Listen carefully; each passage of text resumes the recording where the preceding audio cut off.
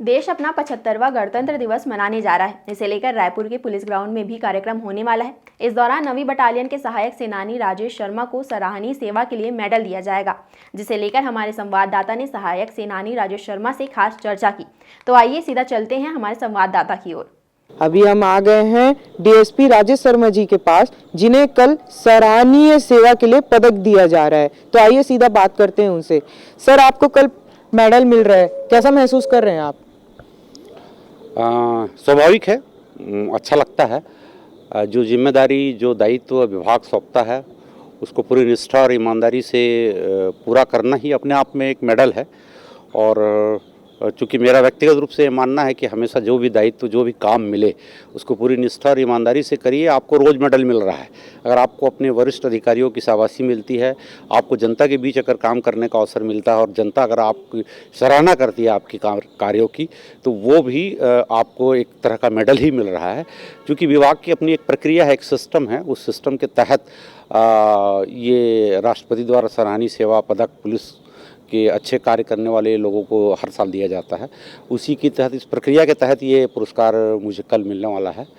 इसके लिए विभाग के वरिष्ठ अधिकारी का मैं धन्यवाद कहना चाहूँगा, और उन सब का धन्यवाद कहना चाहूँगा जिन्होंने मुझे इस मुकाम तक पहुँचने में, यहाँ तक कि मेरी सेवाओं को साफ़ सुथरे ढंग से पूरा करने में योगदान दिया।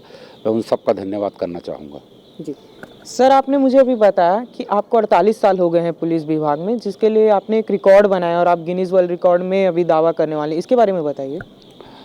चूँकि मेरे पिताजी जो हैं, मेरी पुलिस विभाग में सेवा के दौरान ही जिनका स्वर्गवास हो गया था, तो ये मध्य प्रदेश छत्तीसगढ़ का जो सिस्टम के तहत है कि उनके बच्चों को आर्थिक सहायता देने के लिए बाल आरक्षक के पद पर नियुक्ति मिलती है।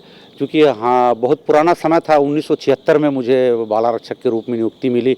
उस समय बड़ा कड़ा अनुशासन भी था, और एक दिन स्कूल और एक दिन ऑफिस आना पड़ता था। मंगलवार और मंगल को और शुक्रवार को जनरल परेड हुआ करती थी, तो ड्रेस लगाकर उस परेड में हम शामिल भी होते थे। तो बचपन से अनुशासित रहने का एक शिक्षा मिलती रही। परिवार को पुलिस का संरक्षण भी मिलता रहा, और इस तरह से दौर चला। 9 वर्ष उसमें सेवा करने के बाद 1985 में आरक्षक के रूप में सेवा की शुरुआत हुई।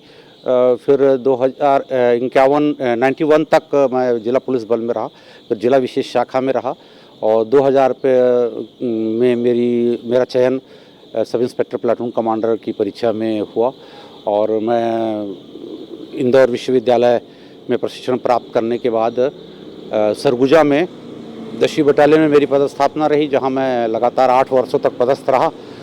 उसके बाद 4th बटालियन माना मेरी पोस्टिंग हुई। यहां से मुझे विशेष शाखा पुलिस मुख्यालय में संबद्ध किया गया, और मैं वहां पदोन्नत 2016 में डीएसपी के रूप में पदस्थ हो विशेष शाखा पुलिस मुख्यालय प्रशिक्षण का प्रभारी बनाया गया। उस दौरान मैंने लगभग देश के सभी बड़े संस्थान, प्रशिक्षण संस्थान है जो सिक्योरिटी और इंटेलिजेंस का ट्रेनिंग देती हैं, कमांडो ट्रेनिंग देती हैं, वहाँ मैंने प्रशिक्षण प्राप्त किया।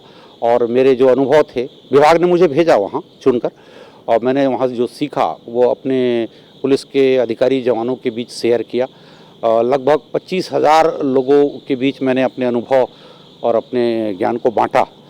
तो ये एक संक्षिप्त परिचय था सेवाओं का, और इसके लिए मैं अपने सभी वरिष्ठों का, अपने सहयोगियों का, अपने साथियों का, अपने परिवार के लोगों का आभार, धन्यवाद कहना चाहूँगा।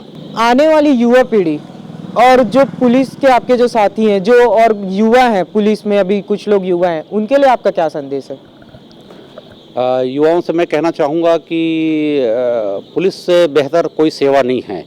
पुलिस की जो खाकी वर्दी है, ये अपना जीवन निर्वाह के साथ साथ देश सेवा का, समाज सेवा का, जनता की सेवा करने का एक बहुत बड़ा माध्यम है। अगर हम अपनी सेवा के दौरान अपने दिन भर के कार्यकाल में एक अंतिम समाज के, एक अंतिम व्यक्ति के, एक आदमी का भी अगर हम आंसू पोंछ पाते हैं, तो इससे बड़ी उपलब्धि मैं ऐसा मानता हूं कि इससे बड़ी उपलब्धि कोई नहीं है। और यह अवसर हमको पुलिस की सेवा में ही मिलता है। तो आज की युवा पीढ़ी को मैं कहना चाहूँगा कि आप खाकी वर्दी की नौकरी को चुनिए, चुनौतियों को चुनिए, और देश के सेवा में योगदान दीजिए।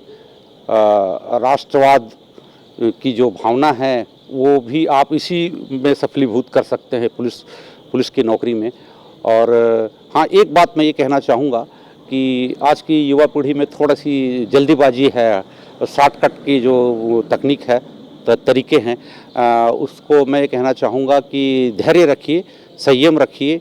जो भी आपको पद मिलता है, छोटा मिले बड़ा मिले, जो भी काम मिले उसको पूरी लगन, निष्ठा और अपनी पूरी क्षमता के साथ कीजिए। एक न एक दिन आप अपनी मंजिल तक ज़रूर पहुँचेंगे। धीरे धीरे चलिए।